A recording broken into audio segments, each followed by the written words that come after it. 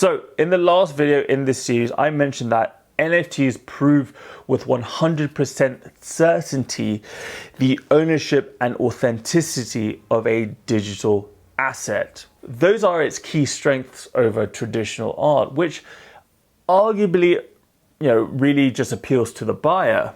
In today's video, we'll be talking about why NFTs appeal to the creator, i.e. people like you and me, and why you need to listen up. Roll intro. I've teamed up with Metaverse and Naz Academy to bring you Crypto for Photographers, a series where I educate you photographers about crypto and how it's taking on the establishment and bringing power back to the people. That's because we want you to make money with crypto and NFTs. Is it too late to get involved? Absolutely not. So up until now, I've talked about NFTs from the buyer's perspective. But now let's talk about the supply side of it. Why are they appealing to creators? To answer that, we need to consider the current option. How do you get your work in front of potential buyers? Now, of course, there are a whole host of ways of doing it.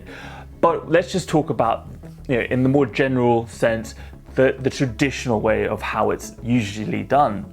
In the traditional art world, it's galleries, it's magazines, it's book publishers who dictate what gets seen, what gets pushed forward into the mainstream. If you want your work to be seen by the right buyers, you need your work in the right galleries, because rarely do art collectors, rarely do buyers of art want to buy it directly from the artist, especially if you're a nobody. They want a magazine's or a gallery's seal of approval telling them that this piece of art is valuable. Most of the time, galleries and magazines are highly risk averse, so usually they'll only take on established artists who already have a proven track record, because taking on a new artist no one's heard of is too much of a risk. They don't want to be left with tons of an artist's work that they can't sell themselves. And it could hurt their reputation, all kinds of things. That's why they tend to be risk averse. So this creates a bit of a catch-22 for the artist, for a new up-and-coming artist. How do you prove yourself to be a worthy artist if a gallery won't even take a chance on you? That's like a fresh graduate who's just come out of university trying to find a job, but every employer is looking for a new graduate who has 3 years of experience straight out of the gate. So what's the alternative? 4 words: cut out the middleman. You'll hear this expression a lot in crypto and NFTs. That's essentially what decentralization is all about. Instead of trying to prove your worth to an editor or to a gallery, who won't like your edgy work anyway, why not just go directly to the buyer? I know I said before that buyers don't want to buy directly from the artist, if they don't know who they are.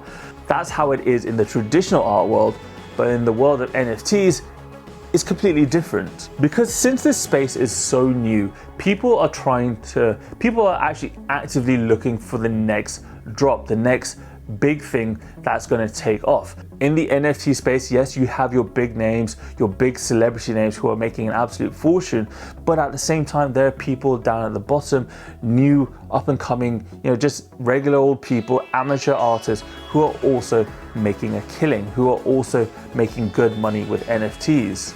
Crypto has decentralized the banking world, and now it's doing exactly the same thing in the art world. But on top of that, you get to keep all the rewards. How many times do we hear about a TV network or a record label pressuring some new talent to sign a dodgy, shitty, one-sided deal where the newest kid on the block signs off all the rights to their work that they create? One notable example of this is Dave Chappelle, one of the greatest sort of stand-up comedians, one of the greatest comedians full stop of all time. His legendary sketch show, The Dave Chappelle Show, he didn't own any rights to it. He didn't earn a single penny from that show once he left the show, because he didn't own the intellectual property. Nowadays, because of NFTs, there is no logical reason why any artist would sign off their rights to someone else. Because of NFTs, artists now have full control over the distribution of their work and maintain full rights over their own intellectual property. And all without having to hire anyone else to do it. It's all done on the blockchain. It's all just lines of code. It all happens automatically. On top of that, you'll never have to worry about losing out on future resales of your artwork. So let's think about this. In the traditional art world, the gallery makes money off of you twice. The gallery made money off of you the first time it sold your artwork, with their 50% commission rate, and then it made money off of you another time when your artwork got resold. But the second time round, you got absolutely nothing for it. With NFTs, at the time you mint your NFT, you can set a certain percentage of royalties that you want to earn each time your NFT gets resold. Typically, this is set at around 10 to 15%. So imagine you sell your photo as an NFT for the first time and it goes for around $50. But by the 10th time it gets resold, it sells for $1,000. It could be 40 years into the future and it could be the 50th time your photo gets resold.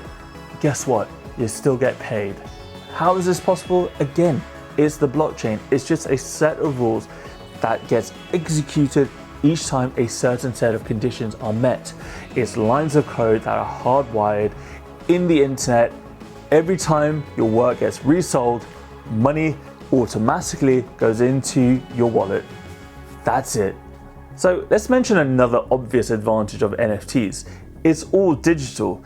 That means there's no physical storage. There's no need to package it. There's no need to print it. Oh my God, the minefield that is printing. There's no need to post it. There's no need to worry about it getting damaged in storage. There's none of that worry. It's as easy as a click of a button. And just like that, your artwork goes from your wallet into someone else's wallet, and that's it. Now, I know conceptually this is still quite difficult to grasp. Why would anyone want to own a bunch of pixels on a screen? To finish off, I will leave you with this. Facebook, Uber, Airbnb, TikTok, Instagram, they all changed human behavior through technology. Facebook, no one ever thought about sharing their lives online. Why would anyone ever do that? And yeah, Facebook and Instagram. Uber, why would anyone ever go into a stranger's car, a stranger that you met on the internet? Oh, but now we have Uber. Airbnb, why would anyone ever stay at someone's house? Ugh, gross, some stranger's house? I would never do that. What you need to understand is that NFTs has revolutionized what value is, how value is stored, how value is transferred. From a monetary standpoint, collectibles, all they are is just something rare. Value, collectibles, paintings, they are valuable because they are one of a kind, or at least are believed to be one of a kind. Because let's not forget, traditional artwork, traditional paintings, antiques, it is more likely that they are counterfeited than they are authentic. With NFTs, there's none of that. That problem is completely non-existent. Imagine you have the chance to be one of the first creators on Instagram or one of the first creators on YouTube. This is how you should be seeing this opportunity with NFTs. See you in the next one.